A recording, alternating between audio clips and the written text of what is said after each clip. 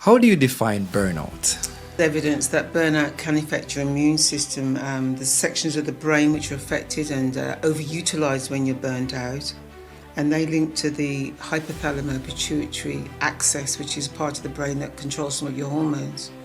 And they found that with burnout, just like stress, long-term stress, it impacts on how your body responds to infections. I was doing a research when I was preparing for this, and I've come across studies from the Harvard, and they say a long-term exposure to stress has long as been known to increase risk of cardiovascular diseases. A study in September 2022 issues of population health suggested it also may raise the risk of dying from cancer. So my question is, can burnout actually lead to cancer, and how in your medical knowledge?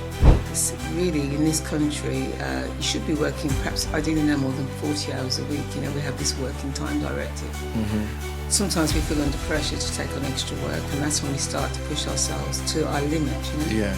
So your employer should be giving you breaks during the day, and then you should be having time off between shifts.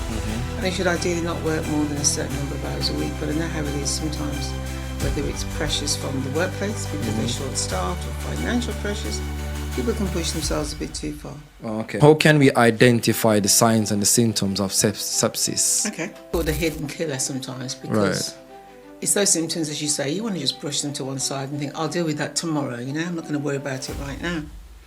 So it can be